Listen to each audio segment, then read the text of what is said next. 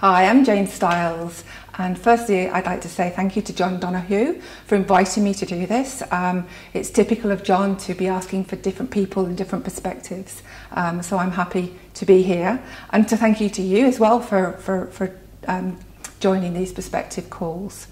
So how did I get here to be talking to you in central London? And it all started when I was born in Yorkshire. I'm the eldest of three children. I was born to a civil engineering dad and a science mum, a science teacher mum, and so I was born in Yorkshire. And with my dad's job, we moved around a bit.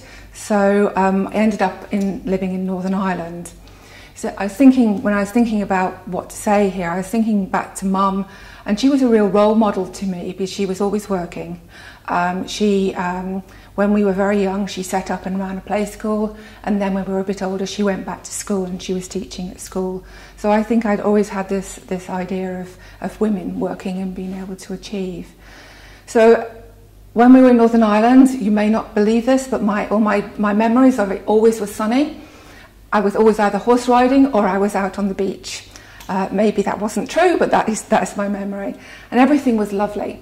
And then at the age of 10, my dad died. He was killed in an accident, and everything changed. And we had to come back to England overnight. We moved so I lost my dad, my home, my friends and my school, and we came back to Yorkshire and started a new life there, which I spoke with a very strong Irish accent at that time. And if you come back to Yorkshire, then that's seen as very posh. So I think the two sort of neutralise themselves out.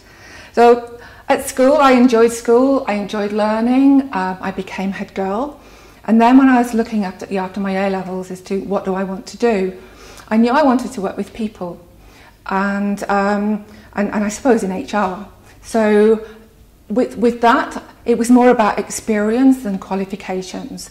As I said, I love learning, and I was very keen to learn. So I went to work for the Halifax Building Society, and if I look now at what's being talked about with university apprenticeships, I basically created my own university apprenticeship. I went to work there, and then I was able to study, which I did. And then I was asked to join the fund management department as a trainee fund manager, where they set me up as a trainee to establish the European portfolio, which we didn't have one at the time. UK investors were not really investing much in Europe, so I started and I established that portfolio. And then over my time there, I managed different parts around the world, and eventually headed up the International Equities team.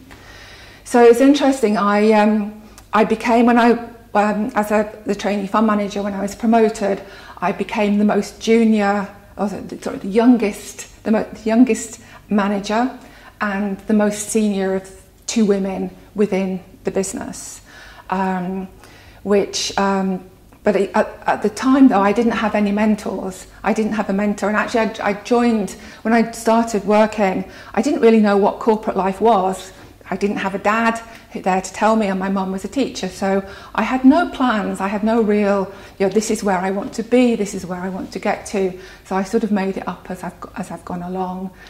Saying I had no mentor, I do remember one of my very first bosses saying to me, "You do not realise, Jayne, that as a woman you're going to have to work twice as hard as a man to be seen as half as good as a man," which I suppose was perhaps a realistic lesson for me through my career. So after I'd been there a while, Halifax asked if I would do an MBA because they wanted to invest more in me, and I chose Cranfield because of particularly at the time they were, I thought, the strongest on personal development. And so I went to Cranfield to do an Executive MBA, which I really enjoyed. It's actually where I met my husband as well, so I came out with a qualification as well as meeting my husband. While I was partway through that, the Halifax, well, we were based up in Leeds, they decided that they wanted to combine because they had another fund management operation in London, so they wanted to combine into to move the people in Yorkshire down to London. And so I was offered voluntary redundancy, which I took. So I was able to do the second half of my MBA without working full time, and Halifax paid for it, which was very kind of them. So after a while, I was doing some consultancy work as well around that. But after a while, I decided I wanted to go back into corporate life, and I was offered a position to go into a global insurance company called Amlin, to set up their investment operations. They had not invested, they hadn't employed an investment professional before, and so I went in to look at the process. I went in for 5 months and ended up staying 16 and a half years. So I built up their investment business from scratch, and it had a great time. Partway through that, I think I did have my first mentor, which was which was the chairman at the time, Richard Davey, who encouraged me to get a non-executive position while I was working, and also put me forward for the mentoring foundation. So, which was great. So I had 2 great mentors with that, and then I did get a non-exec position at Hargreaves Lansdown. Then I said I'd been there a long time, and after a while I started to think it's time now to hand the baton on to my team. I had built a great team, and it was time for me to hand the baton on to them. So I made the decision to leave Amlin, and also to not put myself up for re-election for Hargreaves Lansdown, to clear the decks, and then to look to take a break, and to look for something else. While I'm looking for another exec role, another CEO role, I have been doing some work with the Diversity Project, and they asked me if I could write something for COVID, during COVID, to help leaders answer some of the questions that they were posing to themselves. And so I wrote a piece called Build Back Better for the Diversity Project, which I sent to John. And because of that, I'm here with you today.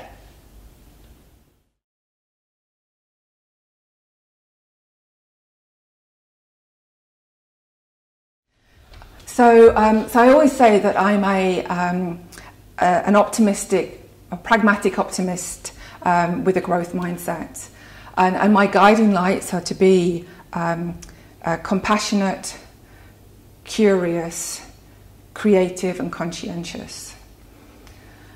And again, when I've been reflecting back to what I was going to say today, I think that the dramatic impact of the changes in my life that I had when I was just 10 have made me able and want to take time out and chunks out to step back and then say, okay, I'm going to take some time out and then work on what I'm going to do next. Also, I say, reflecting on what's happened, is that I remember a few years ago with having a chat conversation with 2 of my senior managers, two women, and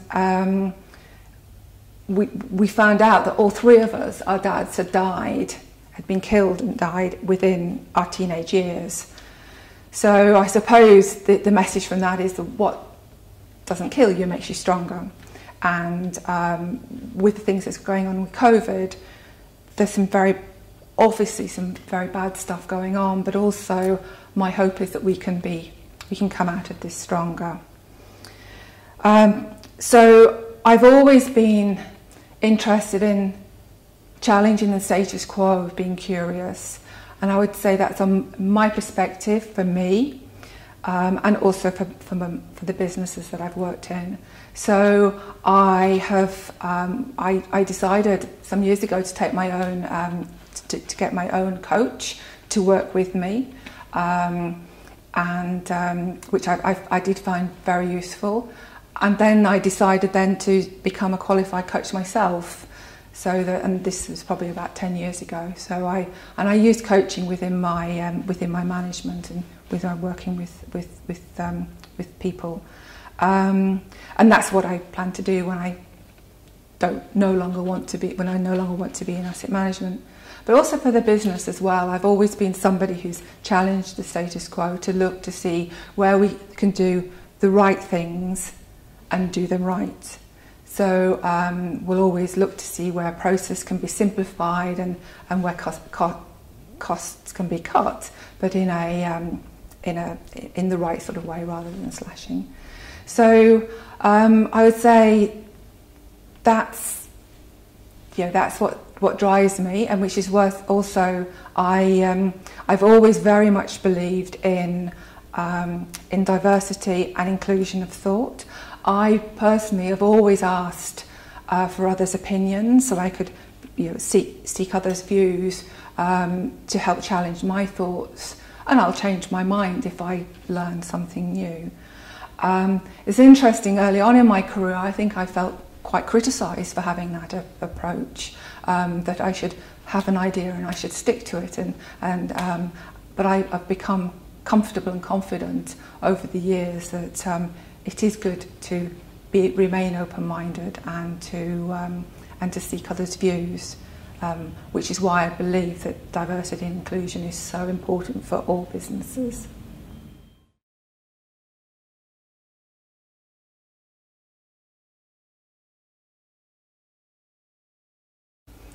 So what changes has that meant for me?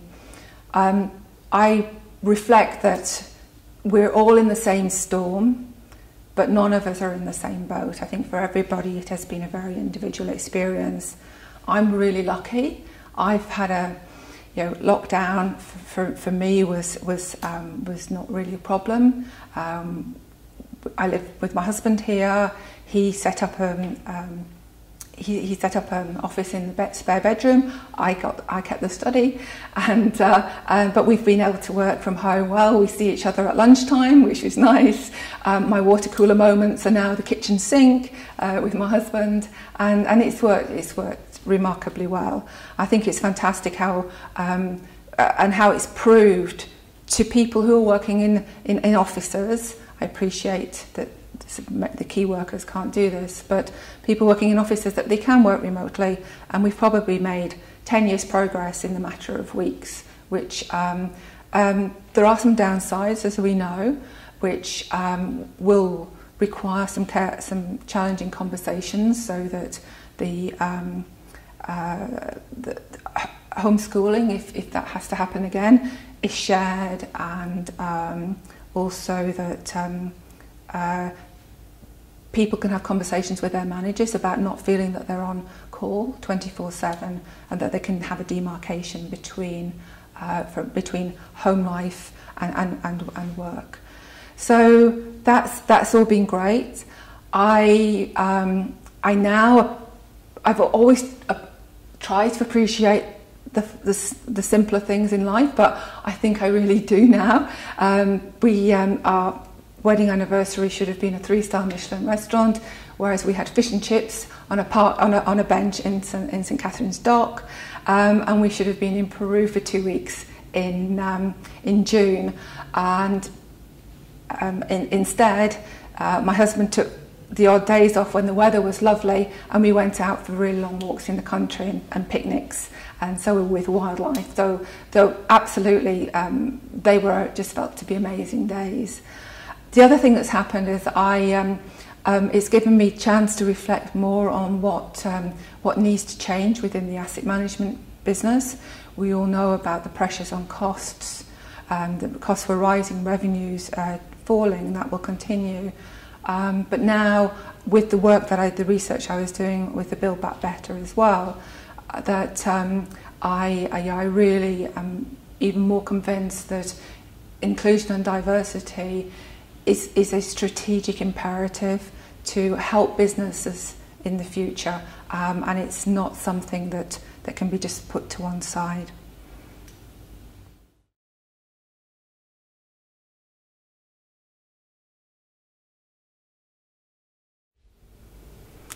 So COVID has shown us that the world is unpredictable and nuanced, something that I learned at an early age, which has helped me to remain open-minded and positive, as I said, a pragmatic optimist.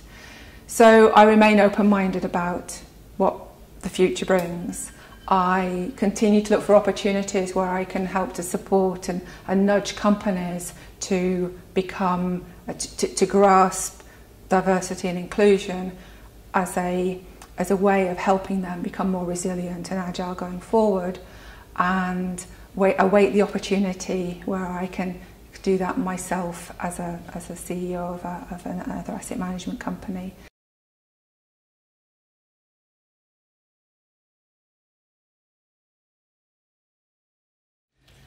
So I don't think that we can go back, and nor to the way the things were, and actually nor should we. I think we need to be able to grasp the positives that have happened and learn from the negatives that have happened. But I think if we look at businesses, there was massive rapid change imposed on companies very, very quickly, and we've proved that businesses can work. Businesses that use offices can work remotely very successfully.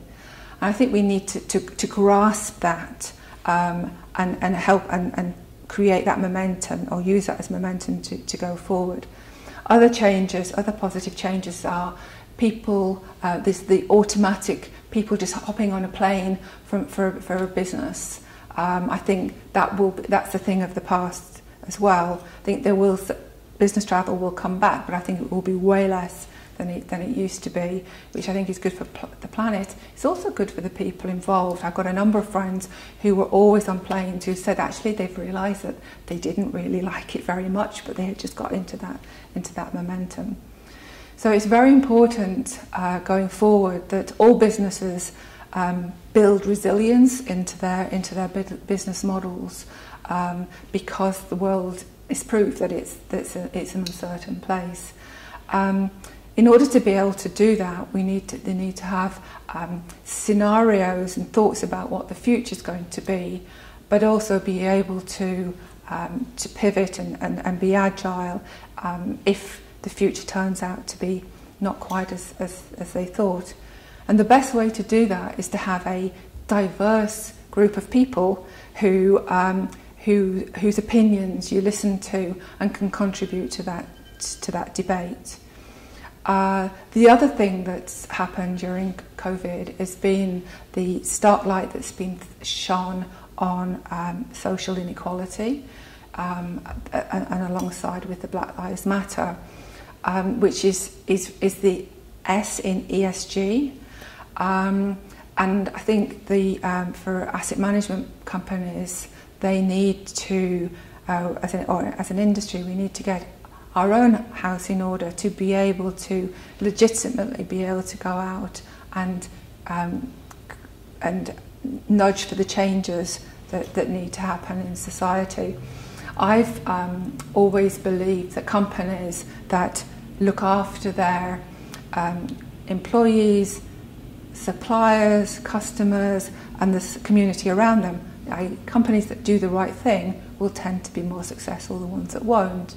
And I implemented the UN Principles for Responsible Investing in our investment process in 2006 when they first came out, and that included for bond managers as well, which at the time was really was unthinkable.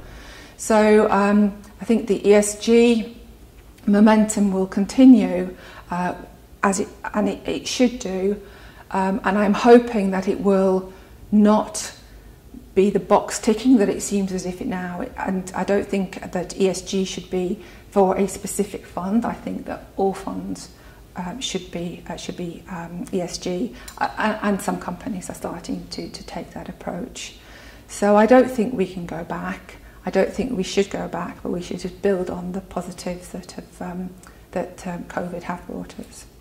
And I wanted to finish with a different perspective, that of Captain Tom, who I feel has been one of the most inspirational people throughout this, who said, I feel hopeful that after this, throughout the world, nation after nation will be friends with one another, whatever their race, class or religion.